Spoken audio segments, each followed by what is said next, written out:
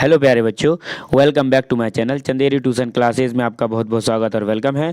तो आज हम यहाँ पर पढ़ने वाले हैं कक्षा 5 हिंदी की रिमझिम की किताब, उसका चैप्टर नंबर 12 का पाठ 2 जो गुरु और चेला पाठ है, उसका हम दूसरा पार्ट पढ़ने वाले हैं। वीडियो का पहला पार्ट हमने वीडियो का बना दिया है, जिसमें हमने आपको पूरी ये वाली पोयम समझा दी है, मतलब पूरी ये कविता को जो कहानी का कन्वर्ट किया गया है कविता में, ये आपके द्विवेदी सर ने किया है ना। तो ये इसका कन्वर्सेशन सोहनलाल द्विवेदी जी ने किया है, तो मैंने इसको पूरा आपको पार्ट 1 में समझा दिया। अब आज हम समझने वाले हैं यहाँ पर पार्ट 2, और पार्ट 2 में हम यहाँ पर बात करेंगे यहाँ के क्वेश्चन आंसर के बारे में। ठीक है, तो यहाँ पर क्वेश्चन आंसर क्या है उसके बारे में हम यहाँ पर बात करेंगे। तो ये क्या है हमारा टके की बात। ठीक है, तो टके की बात में हम यहाँ पर क्या जानने वाले हैं वो अपन यहाँ पर आज देखेंगे। ठीक है, तो चलिए हम यहाँ पर वीडियो को स्टार्ट कर लिए हैं। अब आप इस वीडियो को आराम से देख सकते हैं। ठीक है, मैं थोड़ा सा और इसको बड़ा कर लेता हूँ। तो पहला क्वेश्चन यहाँ पर बनता है हमारा टके की बात। अब टके की बात का क्या मतलब है यहाँ पर,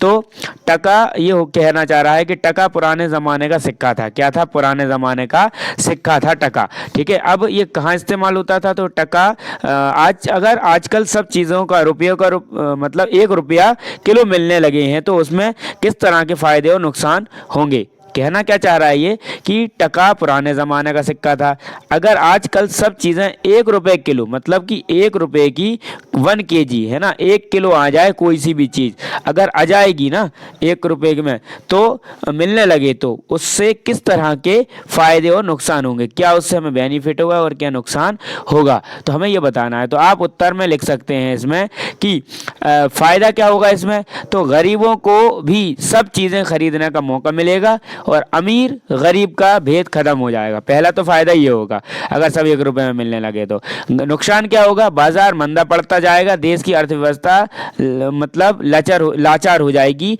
और अर्थव्यवस्था खराब हो जाएगी और देश डूब जाएगा। ये नुकसान हो जाएगा इससे। ठीक है, उससे क्या होता है, फायदा होता है देश की अर्थव्यवस्था को। अगर आप कोई चीज़ खरीदते हो तो देश में ही तो पैसा जाता है, और पैसा देश में जाता है तो आपको देश की जो अर्थव्यवस्था होती है वो अच्छी होती चली जाती है। ठीक है, क्वेश्चन सेकंड आता है कि भारत में कोई चीज़ खरीदने बेचने के लिए रुपए का इस्तेमाल होता है और बांग्लादेश में टके का। रुपया और टका क्रमशः भारत और बांग्लादेश की मुद्राएं हैं। ठीक है, टका कहाँ की है, हमारी बांग्लादेश की है, और रुपया हमारे भारत की है। तो नीचे लिखे देशों की कौन कौन सी मुद्राएं हैं, तो हमें इसका आंसर देना है। तो यहाँ पर देखो, सऊदी अरब में क्या चलती है, तो सऊदी अरब में चलती है दीनार। क्या चलती है? दीनार चलती है। तो यहाँ पर लिख लो दीनार चलती है भैया, है ना, सऊदी अरब में दीनार। फिर जापान में कौन सी चलती है, तो जापान में देखो, जापान में चलती है एन। कौन सी चलती है? एन। तो यहाँ पर लिख लो एन, है ना, जापान में एन चलती है। उसके बाद आता है आपका क्या, उसके बाद आप देखोगे फ्रांस। तो फ्रांस में कौन सी चलती है, तो यूरो। कौन सी चलती है? यूरो चलती है फ्रांस के अंदर, तो यूरो लिख लो, है ना। यूरो के बाद फिर आते हैं हम यहाँ पर, फिर इटली में कौन सी चलती है, तो इटली में भी यूरो ही चलती है। क्या चलती है? इटली में भी यूरो चलती है, इटली में भी, है ना। उसके बाद हम यहाँ पर बात करते हैं किसकी, तो हम यहाँ पर देखेंगे इंग्लैंड। तो इंग्लैंड में चलती है पाउंड। क्या चलती है? पाउंड, है ना, ये पाउंड हो गया, तो ये इंग्लैंड में चलती है पाउंड। ठीक है, ध्यान हो गया। आगे बढ़ते हैं, क्या लिखा है कि कविता की कहानी। तो कविता की कहानी में क्या है, तो पहला प्रश्न आता है कि इस कविता की कहानी अपने शब्दों में लिखो। तो अपने शब्दों में इसको कहानी लिखना है, तो जो आप खुद अपने प्रश्न खुद से ही इसको कर सकते हैं, क्योंकि आपको लिखना है, मैंने आपको समझा दी थी कहानी। दूसरा है इसमें, क्या तुमने कोई और ऐसी कहानी या कविता पढ़ी है जिसमें सूझबूझ से बिगड़ा काम बना हो, उसमें अपनी कक्षा में सुनाओ। ऐसी कोई आपने सुनी है क्या? सुनी अगर हो तो आप इसमें कक्षा में सुना देना। फिर क्वेश्चन आता है तीसरा, कविता को ध्यान से पढ़कर अंधेरी नगरी के बारे में कुछ वाक्य लिखो। क्या लिखो? कुछ वाक्य लिखो, जैसे सड़क, बाजार, राजा का राजकाज। ठीक है, इनके बारे में हमें क्या लिखना है? कुछ लिखना है। जैसे सड़क के बारे में लिखना है, तो सड़क के बारे में क्या लिखोगे तुम? सड़क के बारे में लिखोगे कि अंधेर नगरी में सड़कें चमकदार थी। कैसी थी? चमकदार थी सड़कें, चमकदार, चमकदार, चमकदार थी सड़कें। ठीक है। फिर बाजार कैसे थे वहाँ के? तो बाजार कैसे थे? तो अंधेर नगरी के बाजार में सब चीज़ें टके सेर बिकती थी। कैसे बिकती थी? टके सेर, टके सेर, टके सेर बिकती थी। ठीक है, ध्यान रखने हैं। फिर आएगा उसके बाद दो हो गई। फिर राजा का राजकाज। तो राजा का राजकाज, अंधेर नगरी का राजा मूर्ख था। क्या था? राजा मूर्ख था। क्या था? राजा मूर्ख था, इसलिए उसका राजकाज सही नहीं था। प्रजा बहुत दुखी रहती थी, ऐसे राजा से मुक्ति चाहती थी। क्या चाहती थी? मुक्ति चाहती थी ऐसे राजा से। ठीक है, वहाँ की जनता। फिर क्वेश्चन आता है उसके बाद अगला कि क्या ऐसे देश को अंधेर नगरी कहना ठीक है? अपने उत्तर का कारण भी बताओ। तो आप उत्तर में लिखेंगे कि हाँ। क्या लिखेंगे आप उत्तर में? हाँ। आप हाँ तो लिखोगे कि हाँ, ऐसे देश को ही तो अंधेर नगरी कहते हैं, क्योंकि इस नगरी का राजा निहायत मूर्ख है। क्या है? राजा मूर्ख है। राजा मूर्ख है। ठीक है, राजा कैसा है? मूर्ख है।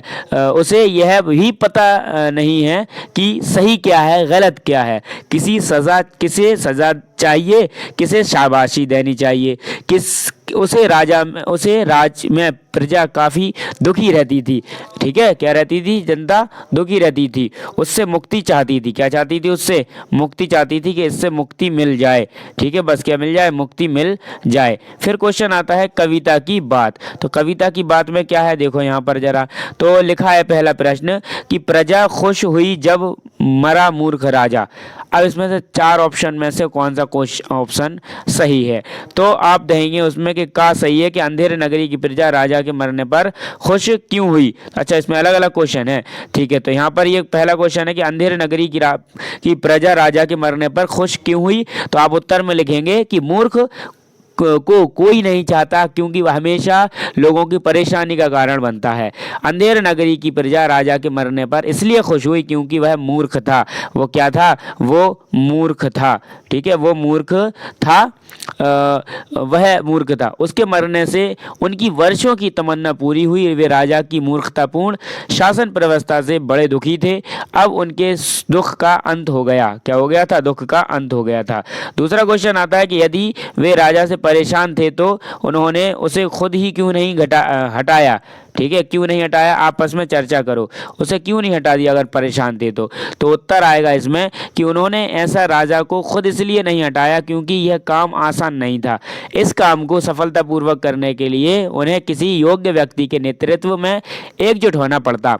सबको एकजुट करना भी मुश्किल काम होता है, और यदि काम हो भी जाए तो काफ़ी समय लगता है। ठीक है, फिर उसके बाद आता है हमारे यहाँ पर क्वेश्चन दूसरा, गुरु का कथन झूठा नहीं है। गुरु का कथन क्या नहीं है? झूठा नहीं है। तो पहला है कि गुरुजी ने क्या बात कही थी। तो गुरुजी ने क्या बात कही थी? तो यह मुहूर्त फांसी पर चढ़ने के लिए सबसे शुभ है। इस मुहूर्त में जो फांसी पर चढ़ेगा वह चक्रवर्ती राजा बनेगा और उसके सिर पर पूरे संसार का छत्र होगा। ठीक है, ये उन्होंने कहा था। दूसरा क्वेश्चन आता है कि राजा यह बात सुनकर काफी फांसी पर लटक गए। तुम्हारे विचार से गुरुजी ने जो बात कही यह वह सच थी। तो उत्तर में लिखेंगे कि बिल्कुल नहीं, राजा मूर्ख था इसलिए गुरुजी की बात को सच मान लिया। क्या मान लिया उसने? सच मान लिया था उसने गुरुजी की बात को। ठीक है, फिर आता है तीसरा क्वेश्चन कि गुरुजी ने यह बात कहकर सही किया या गलत, आपस में चर्चा करो।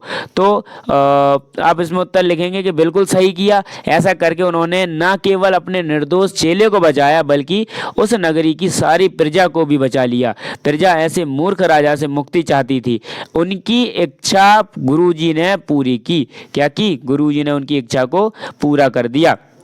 फिर उसमें आता है उसके बाद उत्तर हमारा यहाँ पर अलग तरह से। क्या अलग तरह से? तो पहला है कि अगर कविता ऐसे शुरू हो तो आगे किस तरह बढ़ेगी। अगर ऐसी टाइप से अगर कहानी शुरू हो तो कैसे बढ़ेगी आगे। कैसे ही है कि थी बिजली और उसकी सहेली थी बदली। क्या थी? बिजली थी और फिर थी बदली। अभी आपको खुद करना है, आप खुद चाहें तो इसको खुद कर सकते हैं, तो इसको खुद बनाना आप, ठीक है। मैं नहीं बना रहा आपके लिए, आप भी तो थोड़ा कुछ काम करो। फिर क्वेश्चन आता है नेक्स्ट यहाँ पर कि क्या होता यदि, अगर क्या होता यदि क्वेश्चन है कि मंत्री की गर्दन फंदे के बराबर की होती। अगर जो फंदा लगाया था अगर मंत्री के बराबर की होती तो क्या होता? उसको फांसी दे दी जाती। और क्या होता? तो उसे फांसी पर चढ़ा दिया जाता। दूसरा क्वेश्चन है कि राजा गुरुजी की बातें में ना आता। अगर राजा गुरुजी की बातों में नहीं आता तो फिर वह जीवित रहता और उसकी शासन व्यवस्था डगमगाती हुई चलती रहती, साथ ही चेले को फांसी मिल जाती, ठीक है। तीसरा क्वेश्चन क्या है कि अगर संतरी कहता कि दीवार इसलिए गिरी क्योंकि पोली थी, तो महाराज किस किस को बुलाते? आगे क्या होता? तो किस किस को बुलाते? पोली थी तो अभी उन्हीं को बुलाते, क्योंकि पोला बनाया किसने? पोला अगर बनाता कोई तो बनाता तो कोई ना कोई इंसान ही, उसको फिर बुलाया जाता। अगला क्वेश्चन यहाँ पर आता है शब्दों की छानबीन। तो पहला क्वेश्चन है कि नीचे लिखे वाक्य को पढ़ो और जिन शब्दों के नीचे रेखा खींची है उन्हें आजकल कैसे लिखते हैं यह भी बताओ। जैसे न जाने अंधेर हो या कौन क्षण में। तो अब क्षण का यहाँ पर मतलब क्या होता है? तो क्षण का मतलब होता है क्षण। क्या होता है? क्षण मतलब होता है, क्षण मतलब कुछ पल, इसको हम पल भी कह सकते हैं। क्या कह सकते हैं? पल। फिर दूसरा है भग। तो भग का मतलब है भाग। क्या हो? भग का मतलब है भाग, है ना। भग का मतलब भाग है। फिर यहाँ पर है घन। किसका? घन का मतलब क्या है यहाँ पर? तो घन का मतलब है हमारा क्या? गहरी। क्या है? गहरी, गहरी, गहरी। फिर है यहाँ पर विरागी। तो विरागी का मतलब है पराई। क्या है? पराई। क्या है? पराई। फिर उसके बाद आता है यहाँ पर क्या? मुहूर्त। मुहूर्त का मतलब होता है, अब ये मुहूर्त को हम ऐसे नहीं लिखते, आजकल हम इसको ऐसे लिखने लगे हैं, मुहूर्त, इस टाइप से ये लिखा जाता रहा है। अब आता है क्वेश्चन अगला, क्या कि चमाचम थी सड़कें, इसी पंक्ति में चमाचम शब्द आया है। नीचे लिखे शब्दों को पढ़ो और नीचे दिए गए वाक्यों में से ये शब्द को भरो। तो इन शब्दों को हमें भरना है, तो हम इसको अपनी लाइन को छोटा करेंगे और हम इसके साथ इसको भरेंगे। तो यहाँ पर क्या होता है, हम थोड़ा सा कलर पिंक लेंगे और अब आता है ये, तो हमें ये वाले जो नाम दिए गए हैं ना सारे, इनमें से हमें इसको भरना है, ठीक है। तो हम यहाँ पर भरेंगे। देखो ये मैंने ये बनाया, ये इसमें भरना है। अंधेरी आंधी के कारण पेड़ से फल गिर रहे थे। आंधी के कारण फल से क्या हो रहे थे? पेड़ गिर रहे थे। कैसे गिर रहे थे? पटापट। तो पटा और पट, ये पटापट गिर रहे थे। फिर आता है उसके बाद, यहाँ पर लिख देता हूँ खालिस्तान, जगह नहीं है उधर। तो हंसा अपना सारा काम खालिस्तान कर लेती है फटाफट। क्या कर लेती है? फटाफट कर लेती है। फिर उसके बाद आता है कि आज रहमान ने खालिस्तान सफ़ेद कुर्ता पहना है झकाझक। क्या पहना है? झकाझक पहना है उसने कुर्ता, ठीक है। उसके बाद आता है यहाँ पर हमारा कि उस भुक्कड़ ने सारे लड्डू खा डाले। क्या? फिर चटाचट। कैसे खा डाले उसने? चटाचट खा डाले, चटाचट। फिर आता है कि सारे बर्तन धुलकर हो गए। कैसे हो गए? चकाचक हो गए। चका और चक हो गए, चकाचक हो गए, ठीक है। चकाचक हो गए कि नहीं हो गए? अब उसके बाद यहाँ पर ये हमारा चैप्टर यहाँ पर एंड हो जाता है। और यहाँ पर इसकी जो कहानी है और भी है कि बिना जड़ का पेड़, इसको हम पढ़ेंगे अगले पार्ट में, इसका हम पार्ट 3 भी बनाएंगे, ठीक है। तो ये हमारा अलग से चैप्टर रहेगा, आप इस कहानी को भी आके सुन सकते हैं। तो आई होप ये मैंने जो चैप्टर आपको समझाया वो आपको बहुत ही आसानी से समझ में भी आ गया होगा और मैंने सारे क्वेश्चन आंसर बता दिए। आपसे एक ही प्रार्थना है कि आप चैनल पर नए हैं तो चैनल को सब्सक्राइब जरूर करें, बेल आइकन प्रेस करें, जिससे आने वाली वीडियो की नोटिफिकेशन आपको मिले और आप उसका आनंद लेकर अपनी तैयारी करें और आपको जो डाउट आ रहा है वो डाउट भी ना आए। और आप इस वीडियो को अपने दोस्तों में शेयर ज़रूर करें, क्योंकि ये एक बहुत अच्छा चैनल है और इसमें मैं बहुत अच्छी मेहनत कर रहा हूं। तो आप इसको ध्यान से देखें और अपने दोस्तों को ज़रूर शेयर करें, ठीक है।